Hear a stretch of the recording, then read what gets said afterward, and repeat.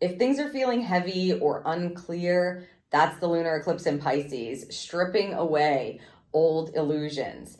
So instead of forcing yourself to make decisions right now, let the shifts that are coming through show you the truth and show you the way. Let's get into the cards for some guidance.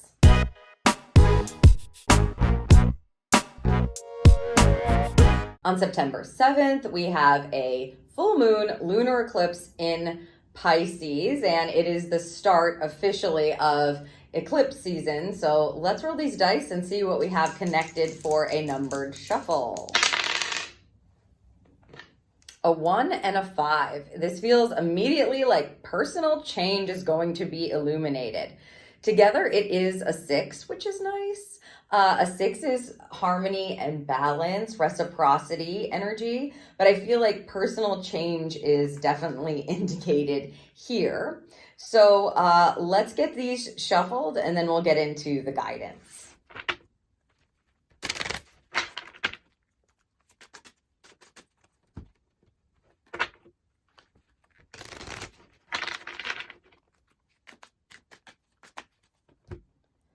Okay, this oracle card wanted to just slide right into my hands off the top, so I'm interested to see what it's going to give us, but let me read you the blurb from astrology.com so you have a bit of an understanding of what this energy is all about. It says, the world may feel a bit gloomy as this draining eclipse highlights the darker aspects of life. It's best to avoid making major decisions. Instead, embrace any changes that come your way. That blurb to me feels a little bit low frequency, you know, like looking on the more pessimistic side. So I just want to say before we even pull that this can be a very illuminating lunar eclipse and eclipse season for you. That's going to lead you to setting things up differently. Personal change, 1 and a 5, personal change that's going to really help you succeed. So even if it does feel a bit heavy or it does feel a bit dark or you feel like you're heading into or dipping into your shadow a bit, they've been expressing it like that, a dip in to the shadow. It doesn't mean that you have to fully like drown in it. I just want to say that up front because it just feels like those write-ups feel a little, I don't know, leaning to the dark. We're dipping into the dark to see the light, to set things up. So remember that. Let's see what this oracle card is, because it really just wants to slide off into my hand. Begin to explore, lovely. And we've got the fish flying, which is interesting. Take a look at that. Take a look at that. This feels good. You see what I'm saying? Like, I feel like the energy of the write-ups just don't give it justice for what the feeling of the energy wants to provide us. Like this eclipse season, and particularly this Piscean eclipse. So the fish, obviously, Pisces has 2 fish that are swimming in a circle, balanced energy. The fish is flying. This is like beginning to explore can allow you to set yourself free in some way. The trick is exploring the darkness or the unknown without getting lost in it. That's what I keep feeling overall. So the fact that we're getting this kind of a card for an oracle is lovely. Beginning to explore yourself, beginning to explore your dreams, what your mind is telling you about. And I do feel like it's in order for you to be able to fly. It's like starting to connect to your dreams and what you might have thought wasn't possible. Now there's a sense of, could it be possible? I'm trying to allow you to remember to wonder as opposed to, again, getting lost in the depths of, like, let's say the past or the darker elements or your shadow pieces that are going to be revealed with this kind of lunar eclipse.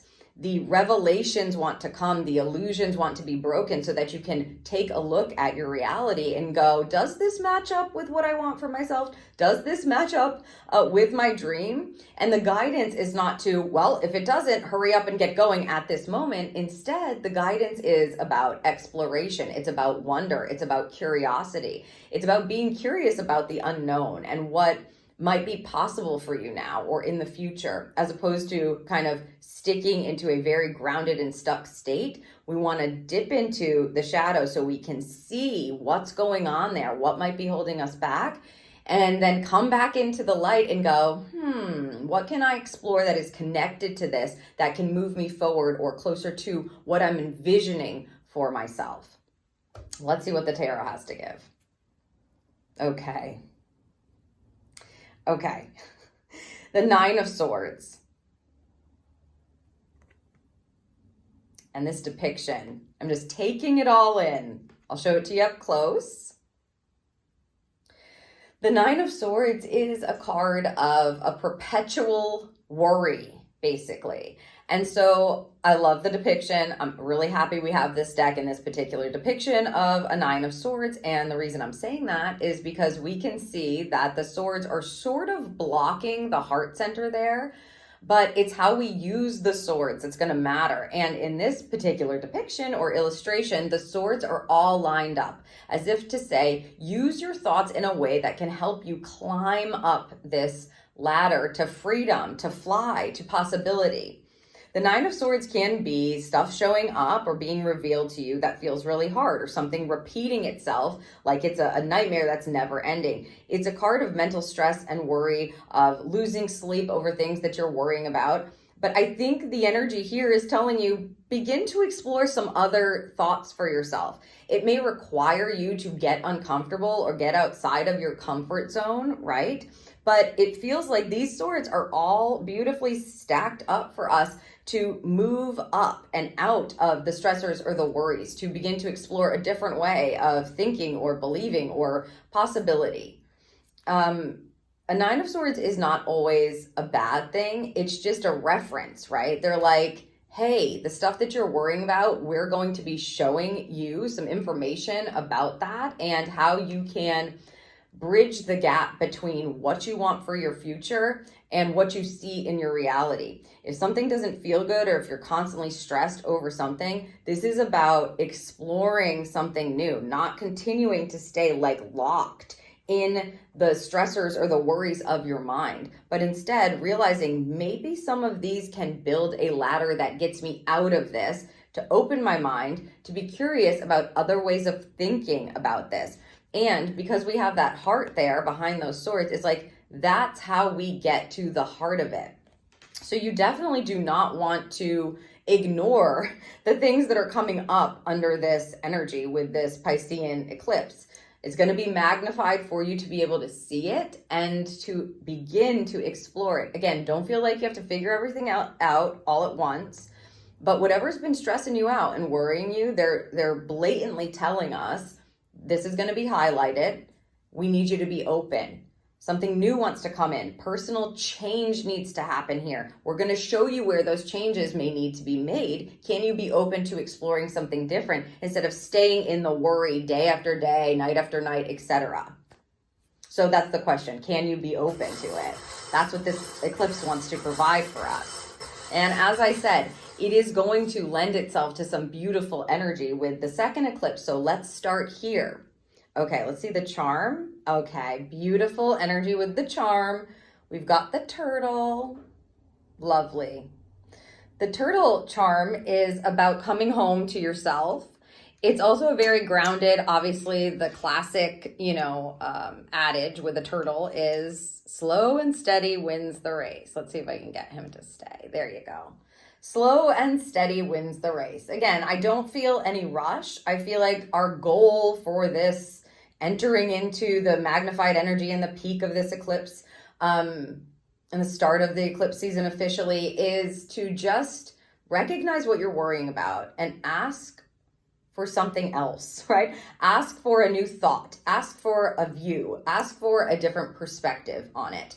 It's primed to give it to you. And it may be that you're pulling a veil, like a veil is going to be pulled so you can see something, and it may feel a little bit hard or dark or sad or something, but you don't want to ignore it because, again, we're just dipping into that so we can come back into the light and explore something different. Again, slow and steady with the turtle. They're reminding us this is not a race. You don't have to go fast, but we want you to be aware and conscious of this energy. It's coming in to help you invoke personal change that's really going to serve you in the future. Okay, your best shot at balance comes from both knowing the energy around you and working with your own energy. So click the Astro Guidance playlist for this week's astrological aspects. If you have missed them, obviously this is the last one for the week, but if you've missed them, you can go back and check out the energy. And then you can check the chakra checkup video for your energetic alignment. Next week's will be up, so you can check that out very soon to see how your energetic alignment is guiding you. Make sure your chakras and your core energy system is in alignment. Of course, don't forget to subscribe, and thank you so much for watching.